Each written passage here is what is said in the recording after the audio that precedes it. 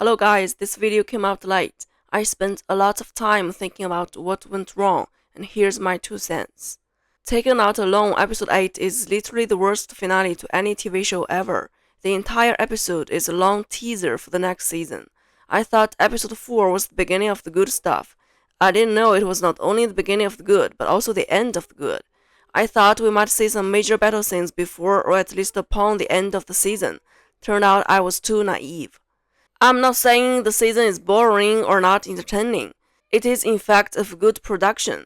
I mean the costumes, props, and acting. But it is bad. For a good show cannot be good when the writing is bad. There are still people who absolutely love the show, and they are saying those who criticize the season don't like it because they just want to see fast-paced dragon fights and cannot appreciate a good story told by two people talking in the same room. Well, I'm not bored by two people talking in the same room. The first 4 seasons of Game of Thrones have a lot of such things, and they are great. In fact, the best things from Game of Thrones are all people talking in the same room. It is what they are talking about in House of the Dragon Season 2 that bothers me. It's not about the pace, not about dragon storyline, and not about how much dragon fight there is. Bad writing is bad writing, good writing is good writing. At least the story got to make sense. For Season 2 of House of the Dragon, the story itself does not make sense in many places. And indeed, not much of story is told at all. Still, first things first, things that are good. The tension between Aemond and Aegon II.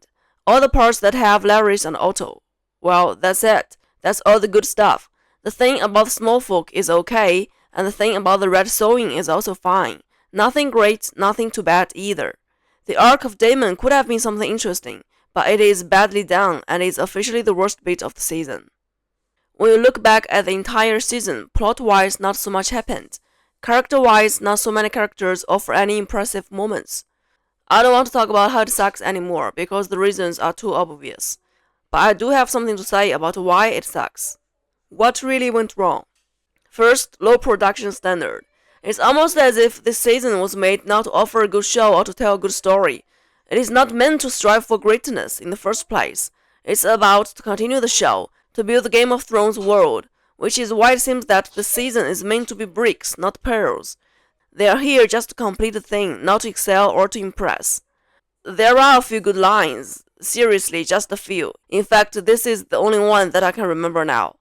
And they will underestimate you. And this will be your advantage. Most of the writing is mediocre or bad. The bit with Bella talking to the sea snake about Rhaenys is already one of the best lines in the season. Even though it is a bit contrived, it doesn't sound like something someone would actually say. It's actually kind of lecturing. Many of the lines are made to sound Shakespearean, which makes them a bit funny since there's no substance. When there's no substance, the flowery language style makes it pompous and comedic. I don't know if there's quality assurance in the screen industry. If there is, they did not do their job. Second, the show is tasked to campaign certain values or to cater to certain communities, and these values are inherently incompatible with the story, a story set in a medieval fantasy world. This is really what messed it up. You can almost see the values the writers want to convey to the audience. They are almost written explicitly in the lines. Gears help gears, women understand women, women's sexual liberation, women's rights, voice of the LGBT group. Women are good and peace-loving, men are violent and childish. Being a king or queen means a lot of responsibilities and is not easy. To work around these values, the story is structured based on the friendship and also rivalry between Rhaenyra and Alicent, who in the book at this point are not major players of the game. I'm not saying the show is not good because it is different from the book. It is bad because it fails to make the new approach work. It cannot work because the values it tries to uphold conflict with how the world of Westeros work. Specifically, to weave the story around Rhaenyra and Alicent. The show confines the story to a few characters without venturing further, therefore reducing scope. It explores characters' inner ambition, say Daemon, sexual liberation, say Alicent, all the good virtues in the world, say Rhaenyra, too much, therefore reducing epicness.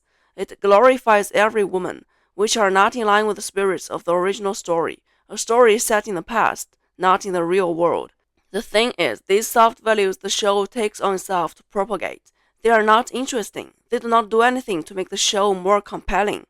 They are there just for the sake of being there, and they are in conflict with the story.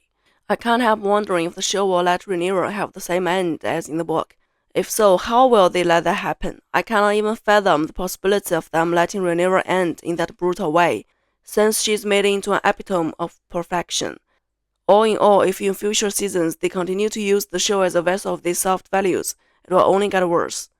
Another thing I take issue with the show is these soft values themselves. The girl power the show upholds is not real girl power. Let's look at Alicent. Okay, Alicent was a victim. She did not choose to be in her position. She did not want to be queen. She did not want her son to be the king if not for that misunderstanding. She is a victim of the patriarchy. Alright. So she looks for sexual liberation, which is okay. But they also make it look like she's good in every other way. But when you look at it, she's not good. She shirks the responsibility as a mother. When she sees Aegon II cry after losing his son, she did not offer anything. When Aegon II tells her about his frustration, she tells him to do nothing. This is literally the worst thing a son could hear from a mother, and also what drives Aegon II to fly to Rook's Rest. But does she feel guilty when she sees him burned? We don't even see her being much sorry. And in the end, she is willing to sacrifice her son to have her own freedom. And this is all told in a manner that is sincere and even positive. Yes, gears help gears. Rhaenyra and Alicent are helping each other. They are both peace-loving good people, but Alicent is literally betraying her family for her own freedom.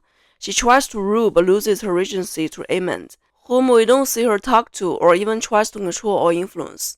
Then she's frustrated by how the common people hate them.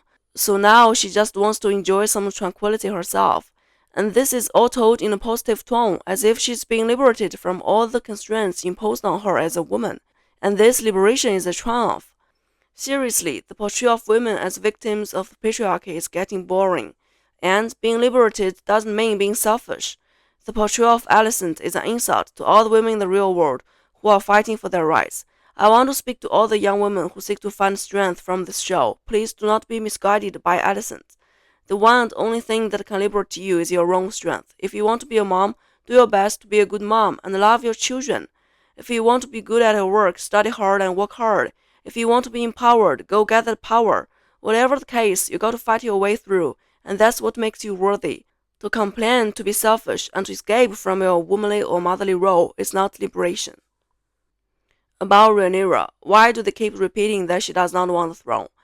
They are also saying that about Viserys I. They make it look like wanting power is not a good thing.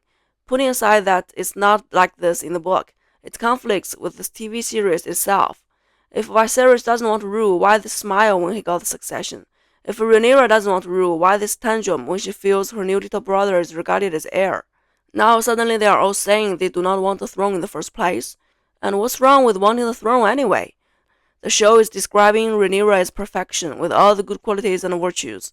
It's as if she would not be as perfect if she wants power. So they say she does not want power. She is fighting for the throne because she has a good sense of responsibility and she cares about the Son of Ice and Fire prophecy. Now this is noble, but it doesn't make the show any more entertaining. It only makes it hard to push along the story because the one and only protagonist of the show does not want to play the game when the entire show is about the game. That's why I say the values the show tries to build itself on are in conflict with the story itself. Varys also says something like this in season 8 of Game of Thrones. Have you considered the best ruler might be someone who doesn't want to rule? It's almost that the screenwriters have the idea that they believe could solve the Game of Thrones puzzle. That is, those who do not want to play the game should win the game. Even if it makes a bit sense that perhaps someone thirsty for power is not the best suited to rule, you don't have to repeat this again and again, and you don't have to make it such an important part of the show. See how that philosophy got us in the end of season 8 of Game of Thrones? Game of Thrones is a fantasy drama. It's not a political science essay question to which you have to give a definite answer. If so, we should let the characters abolish monarchy and build a democracy. That is not what the story is about. Daenerys' break the wheel and Rhaenyra's change the tradition sound very inspiring, but they are actually out of place. They are modern political slogans stuffed into the mouths of medieval characters. And again, to all the young women who look for strength from the show, there's nothing wrong with wanting power. Go get that power if you want it. I also want to talk about Aegon II, who turns out to be quite likable in this season. We see that he does have a heart, that he wants to teach his son the way of being a king, and he tries to be good to the common people. He's also a victim, dragged into the throne against his will. But don't forget that in season 1, he rapes the maid gear and is a patron to the child fighting pit. He's also consistently cruel to his younger brother Amond. He's a cruel person. How come now he becomes a victim that is much sympathized with? Are we supposed to feel sympathetic to Aegon II because he honestly wants to be a good son, a good father, and a good king? Aren't those what he should do anyway? Is all his cruelty supposed to be forgiven because he is neglected by his parents when he's young and is not raised up to be king? There's this tendency to portray everyone as disadvantaged and prejudiced against, and to make every community a minority group. This trend first appeared in the real world and is now contaminating the stories we see on the screen, TV series and movies alike. It is sickening and damaging. Now people seek to be liberated from their race, from their nationality. They seek to be liberated from their gender. They seek to be liberated from their family and from their childhood and from their victimization in one form or another. Everybody has issues. Nothing is fair for anyone. Do the mistreatments Aemond receives in childhood suffice to indemnify him for being such an asshole? How come at one moment he's saying he regrets killing Lucerys, and then 1 moment later he almost killed his own brother? How can one be compassionate and cruel at the same time? The show does not tell the complete story of Aemond. It doesn't tell us when he changed. The fact is, the show just wouldn't admit that some people are essentially bad. The show's philosophy is that everyone has issues. No one is essentially bad. Is it okay to just blame everything on the environment, on your upbringing, and on the society? So, what you're saying is, everything is society's fault and we as individuals never need to take responsibility for anything. Because we're all just products of our environment. It's not my fault, it's society! Not okay. You don't get anything more just because you are prejudiced against. You don't get anything more just because you are a woman. You don't get anything more just because you are gay. You don't get anything more just because you are bisexual. You don't get automatically sympathized just because you have lousy parents. Everyone has lousy parents. No one has a perfect childhood. This doesn't mean you don't have to carry on the way you should. You gotta carry your weight and you gotta prove yourself by your own strength. We don't see Jon Snow throw a tantrum because of his insecurities as a bastard in Game of Thrones, but we do see Jaehaerys do this in House of the Dragon. We don't see Cersei, Jaime, and Tyrion complain about their lousy father Tywin, but we do see them fight back, each in their own way. Let me just say this. The fact that the writers of this season would add the Rhaenyra Mysaria makeout scene for absolutely no other reason than to salute to the LGBT group shows that the entire show is driven by certain soft values. That's why the show cannot offer any hardcore power struggle. That's why it is childish, juvenile, and soft, with a bunch of whiny characters whining about everything, and celebrating their sexuality out of the blue when it has absolutely nothing to do with the story. I want to yell to both the characters and the screenwriters, winter is coming, stop whining, go ahead and do something useful. And of course I'll watch the 3rd season. I'm that curious on how they'll pull back the story onto the right track and let the characters meet their end as written in the book. I bet the screenwriters have absolutely no idea how they're gonna do that. Perhaps they'll make Rhaenyra turn evil in the last 2 episodes, as they did to Daenerys. In fact, I bet they don't even understand what they've already written for season 2. Just ask them, is Alicent supposed to be liked or hated? How viewers are supposed to interpret this last meeting between Rhaenyra and Alicent? Is Alicent a despicable traitor or a righteous woman? Can you imagine Catelyn sacrificing Robb to end the war? Can you imagine Cersei sacrificing Joffrey to end the war? But they let Alicent do that, and they make what she does seemingly so natural and even righteous. I guess that's all I have to say about episode 8 and the entire season 2. Subscribe if you like this video. Thanks.